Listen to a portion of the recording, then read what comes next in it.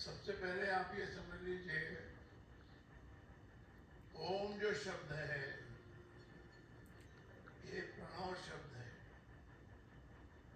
अध्यात्म में इसकी मैक्सिमम चर्चा होती है और ये ओम ही राम है। राम ही ओम है और ओम ही राम है, कोई डिफरेंस नहीं है। और वही कृष्ण है, वो कृष्ण भी है, राम भी है और शिव भी है। इसके कोई डिफरेंस करने की जरूरत नहीं है। जैसे अलग अलग फल होते हैं, पाइनएप्पल होता है, एप्पल होता है, ऑरेंज होता है, तो उनका काफी गुण उनके सेम होते हैं, लेकिन थोड़ा थोड़ा अंतर होता है। मान कोई खट्टा होता है, कोई मीठा होता है, कोई थोड़ा तीखा होता है। तो ये ऐसे राम, कृष्ण और शिव और ओम, सबसे ऊंचा है ओम। अब आपको, अगर आपके गुरु को ने आपको ओम दिया है, ओम शब्द दिया है, ओम शब्द की परिभाषा करो। और अगर आपको राम दिया है तो राम की परिभाषा करो, और अगर कृष्ण दिया है तो कृष्ण की परिभाषा करो। ये पूरा जगत जो है ये भगवान है, भगवान एक ही है और ये पूरा जगत ही भगवान है। इसमें आप और हम कुछ अलग अलग नहीं है, उसी भगवान के बनाए हुए बंदे हैं।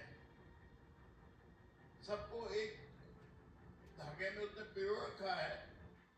हालांकि सब अलग अलग दिखते, कोई मुसलमान दिखता है, कोई हिंदू दिखता है, कोई क्रिश्चियन दिखता है, ये सब हमने फर्क किए हैं, कोई फर्क है नहीं। और किसी कुछ करने से कोई फर्क पड़ता भी नहीं है। ये तो इंसान ने अपनी दुकानें चलाने के लिए अलग अलग धर्म बना लिए। तो आप सुनिए इस राम नाम की महिमा को इस ग्रंथ में से थोड़ा सा ध्यान से अगर सुनेंगे तो आपको समझ आ जाएगी कि ये राम जो है एक बीजाक्षर है। बीजाक्षर का मतलब है बीज के समान अक्षर है, और जो बीज है उस बीज में से पेड़ निकलता है, झाड़ निकलता है, वृक्ष निकलता है। धीरे धीरे वो बड़ा होता है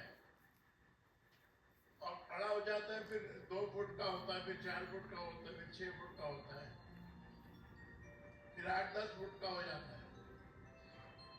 कोई वृक्ष तो और भी लंबे हो जाते हैं। इस प्रकार वो अपनी जब ग्रोथ कर लेते हैं तो फिर वो फल भी देते हैं, और वो फल से हमको न्यूट्रिशन मिलता है।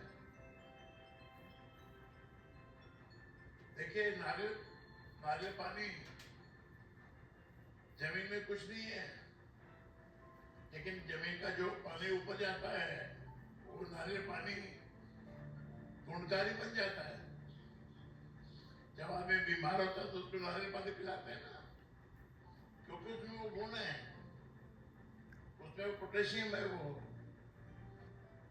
तो इस प्रकार जैसे कृष्ण में गुण है, राम में गुण है, ओम में गुण है, तो इसका गुण आप लीजिए। ये गुण आपको क्या क्या है वो सुनिए इसमें।